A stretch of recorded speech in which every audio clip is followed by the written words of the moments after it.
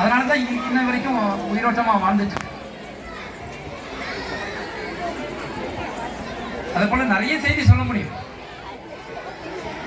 யுத்த காலத்துல எப்படி நடந்துக்கணும், அவருக்கு ஆதரவே இல்லாத சூழ்நிலை கூட யுத்த காலத்துல வானரங்கள் மேல சண்டை போட்டாரு. ஆனா இலங்கை ராஜ்யமே கிடைச்சது. ரொம்ப அற்புதமா சொல்றாங்க. அதுல லக்ஷ்மணனுக்கு இலங்கையை பார்த்தோம்னா அவ்வளோ ஆசை வருது. அவன் போய் சொல்றான், அண்ணா நாம இங்கே இருக்கிற ஒரு பொன்மயமான பூமி. அழகா சொல்றாரு, ஜனனி ஜென்ம பூமி தங்கரமயமான பூமியா இருந்தாலும் அயோத்தி, என்னை பெற்றெடுத்த அயோத்தி இருக்கே அதுதான் எனக்கு சொர்க்கம் அப்படின்னு ஒவ்வொரு சாதாரண குடிமகனுக்கும் புரியணும். நம்ம தேசம், நம்ம ஊர்ல இருந்து ஒட்டுமொத்தமா நாடு, இந்த உலகமே புரியும் தான். ஆனா ரொம்ப முக்கியம், நான் பிறந்த ஊர்ல இருக்கணும், என்னுடைய நாடு அதுதான். இது இவ்வளவு சொர்க்கமா இருந்தா கூட அது எனக்கு வேண்டாம் அப்படின்னு அந்த மனநிலை. எப்போ தோல்வி, நம்ம தோத்து போயிட்டோம் அப்படின்னா எனக்கு வேண்டாம்னு முடிவு பண்றது வேற. ஆனா வெற்றி பெறும்போது எனக்கு வேண்டாம்னு முடிவு பண்றது அதுதான் உயர்ந்த குணம். என்னுடைய ஜென்மபூமி, பிறந்த நாட்டுக்கு அயோத்திக்கு போனோம், அதுதான் எனக்கு சொர்க்கம் அப்படின்னு சொன்னதா இருக்கலாம். இப்படி விதவிதமா ஒவ்வொரு விஷயத்திலும் எடுத்துக்காட்டா வாழ்ந்திருக்காரு. அதனால நம்ம தொடர்ந்து அந்த நாமம் சொன்னாலே போதும். ராமநாமம் ரொம்ப எளிமையான மந்திரம் அப்படி சொல்றாங்க. ராமா ராமான்னு சொல்லிட்டு இருந்தாலே போதும், நமக்கு மனசுல அந்த ஏகாத்திரதான் சொல்றோம், ஒருமைப்பாடு வரும். முழுக்க நல்ல ஒரு சிந்தனை, நம்ம அறியாமலே நல்ல குணங்கள் நமக்குள்ள வரும். அதனால நம்ம குழந்தைங்க அவசியம் நாம அதை சொல்லிக் கொடுப்போம். ராமராஜ்யம் மீண்டும் நம்ம நாட்டில் வந்திருக்கு. இப்போ இன்னைக்கு கூட ஒரு செய்தி படித்தேன். ஆங்கிலத்தில் சொல்லுவாங்க, Jesus wife must be beyond doubt அப்படி சொல்லுவாங்க. Jesus wife must be beyond doubt அப்படி. இது கிரேக்க நாட்டில் ஜூலியஸ் சீசர் அவர் சொன்ன கொட்டேஷன் அப்படின்னு ஷேக்ஸ்பியர் எழுதியிருக்காரு. அதனால அது ரோமராஜ்யம். ரோமராஜ்யத்துல சீசஸ் wife must be beyond doubt அப்படின்னு சொன்னா அது வெகு சமீப காலத்துல. ஆனா அதுக்கு எத்தனையோ ஆயிரக்கணக்கான ஆண்டுகளுக்கு முன்னாடி ராமர் அப்படி வாழ்ந்து காட்டியிருக்கிறார். சீதா தேவிய நம்ம சகஜமா சொல்லுவாங்க, சீதா தேவியை தீக்குளிக்க சொன்னார் அப்படின்னா அவருக்கு தெரியும் சீதா மேல 100% 1000% அவருக்கு நம்பிக்கை இருந்தது. ஆனா சாதாரண மக்கள் அவங்க கண்கொண்டு பார்க்கும்போது தப்பா சொல்லிடக்கூடாது அப்படிங்கிறதுக்காக யூ ஷுட் ப்ரூவ் யுவர்செல்ஃப் அப்படின்னு சொல்லி சிறையில் இறங்க சொன்னார். அந்த அக்னி அவரை சீதா தேவியை வணங்குச்சு அப்படின்னா அந்த வர்ணனை இருக்கு.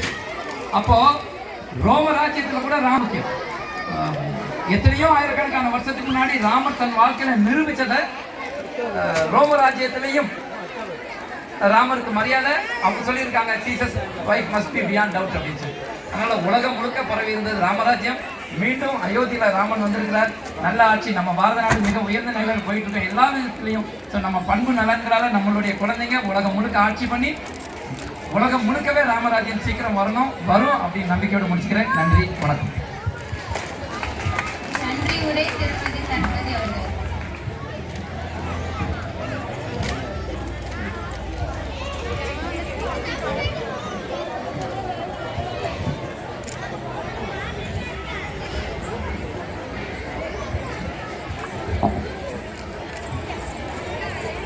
இந்த ராமநவமி விழாவுக்கு இன்று வருகை தந்திருக்கும் அனைத்து ராம பக்தர்களுக்கும் எங்கள் ராமநவமி கமிட்டி சார்பில் மகிழ்ச்சியை தெரியப்படுத்துகிறோம். ஒரு விழா சிறப்பாக நடக்க வேண்டும் என்றால் அதற்கான திட்டமிடுதல், வழிநடத்துதல் என்று உழைத்தால்தான் சிறப்பாக நடத்தி முடிக்க முடியும். அதன்படி இந்த விழா சிறப்பாக நடக்க உதவிய அனைத்து நல்ல உள்ளங்களுக்கும் எங்கள் ராமநவமி கமிட்டியின் சார்பில் மகிழ்ச்சியை தெரிவித்துக் கொள்கிறோம். உலக நீதிக்கு அறிவே மையம், ஆன்ம நீதியாகிய கடவுள் நீதிக்கு அன்பே மையம். ஆன்ம நீதியாக செய்யப்படும் சகல செயல்களும் புண்ணியமே. நீதியின் அவதாரமாக நம் ராமபிரானுக்கு நாம் எல்லோரும் சேர்ந்து ராம ஜென்ம தினத்தை ஆனந்தமாக கொண்டாடி கொண்டிருக்கிறோம். அந்த ஆனந்தத்தை நம் உயிரோடு கலந்து பரம்பரையாய் இருக்கும் ராமபிரானை தினம் தினம் நம் இல்லத்திலும் இல்லத்திலும் காலை மாலை 2 முறையும் பாடல்களை பாடி பக்தர்களுக்கு தினம் ஒரு பக்கமாவது படிக்க வேண்டும். நம் பிள்ளைகளுக்கும் கண்டிப்பாக சொல்லிக் கொடுக்க வேண்டும். நூல்களை படிக்க படிக்க ஆத்ம பலம் இருக்கும். இதுதான் நம் அருள். அப்போதுதான் குழந்தைகளும் ஆத்ம பலத்தோடும்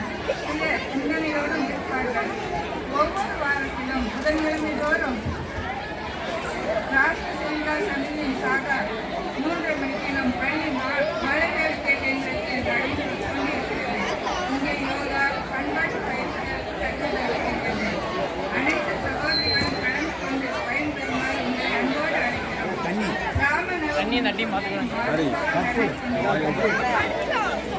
அனைவரும் பயன்படுத்திக் கொண்டிருக்கிறார்கள். இந்த ராம நவமி விழாவில் கலந்து கொண்ட அனைத்து கிராம பக்தர்களுக்கும் எங்கள் வணக்கத்தை தெரிவித்துக் கொள்கிறோம். அனைவருக்கும் வணக்கம். ஜெய் ஸ்ரீ. இப்போது ஆரத்தி ராமகிருஷ்ண ஆரம்ப பாட தலைமை ஆசிரியர் திருமதி சுயம்பு சிவமணி. பூஜை நிறைவு பெற்ற பிறகு பரிசு வழங்கப்படும். குழந்தைங்க டோக்கனோட குழந்தைகள் எல்லாம் அந்த ஸ்கூல் கிளாஸுக்குள்ள அனுப்பிடுங்க. அதுக்கு மேலே பரிசு விடுவோம். இப்போ நம்ம பூஜை ஆகுது, எல்லாரும் எழும்புனிலே இறைவனுக்கு மரியாதை செய்வோம், பிரார்த்தனை பண்ணுவோம்.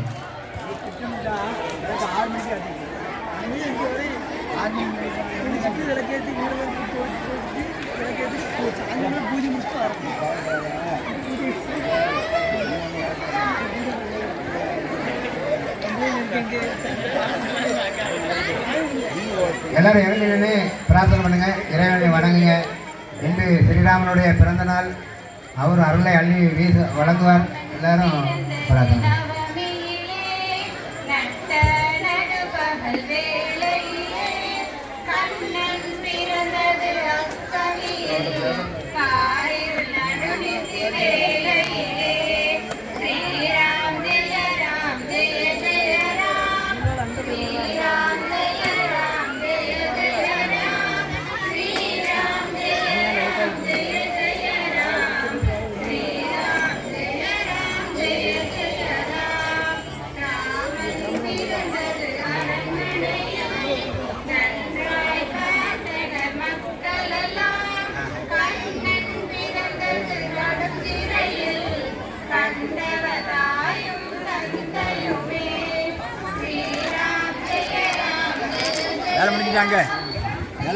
ஆரத்தி எடுத்துக்கங்க.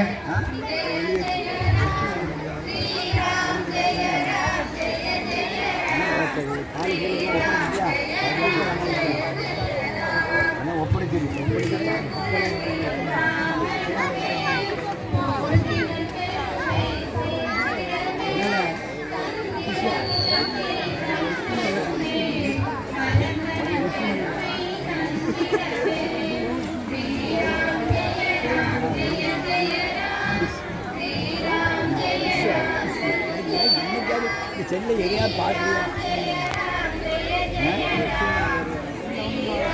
ஓய்வு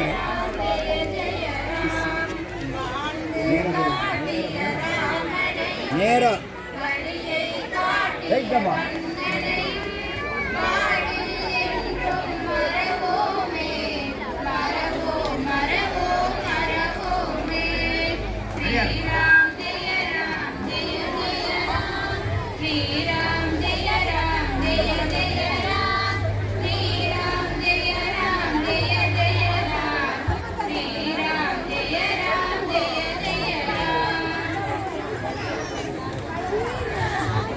பூஜை நிறைவு பெற்றது. இன்றைக்கு ராமன் பிறந்த நல்லாளில் நாம் வந்து இந்த பூஜை கொண்டாடிருக்கோம்.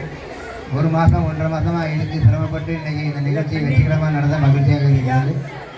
பரிசு வழங்காங்க. அனைத்து குழந்தைகளும் அந்த கிளாஸ் ரூம்குள்ளே போகணும். வேடம் அணிந்த குழந்தைகள் அனைவரும் அந்த கிளாஸ் ரூம்குள்ளே போங்க. பரிசு வழங்க உணவு வழங்குவாங்க.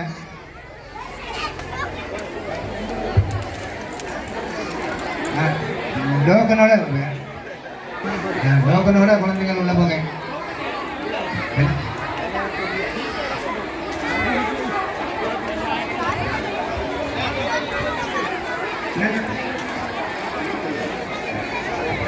பெற்றோர்கள் கவனத்திற்கு இந்த குழந்தைங்க அனைவரும் கிளாஸ் ரூம்குள்ளே போகணும். அதுக்கு உங்கள் பொறுப்பு இருக்கு. 2வது அங்கே ரூம்குள்ளே அனுப்பிட்டு பிறகு 2வது உள்ள விட மாட்டாங்கன்னு சொல்லக்கூடாது. அதனால உடனே நினைக்கணும். டோக்கனை கொடுத்தவங்க கிளாஸ் ரூம்குள்ளே போகணும். உங்களுக்கு சிறப்பான பரிசு இருக்கு. பெரியவங்க பரிசு வழங்குவாங்க. விஷயங்களில் ஒரு ஸ்ரீராமர் கோயில் ஒன்று கட்டணும். யாரெல்லாம் இடம் வாங்கி தரணும். 1 ஏக்கர்லேருந்து 5 ஏக்கர் இடம் வரைக்கும் அது இருந்தால் தான் சிறப்பாக வருங்கால மக்கள் தொகை அடிப்படையில் கொஞ்சம் விரிவான இடமா இருக்கணும். அதுக்காக நாம் பிரார்த்தனை பண்ணுவோம். அதுக்கு யாரெல்லாம் தருவாங்கன்னு ஒரு அறிவிப்புகளை வெளியிட்டால் ரொம்ப நல்லதாக இருக்கும்.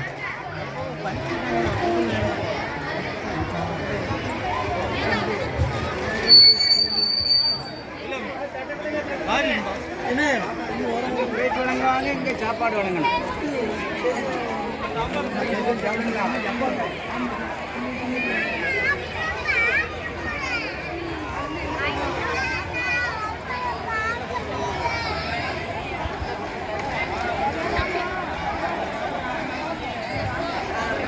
சாமியை கும்பிடணும்னா மேடைக்கு வந்து அப்படியே கும்பிடலாம். மெல்ல திருக்குறள் இந்த விளக்குகளை தட்டி விடாமல் மெல்ல வந்து சாமி கும்பிடுவாங்க.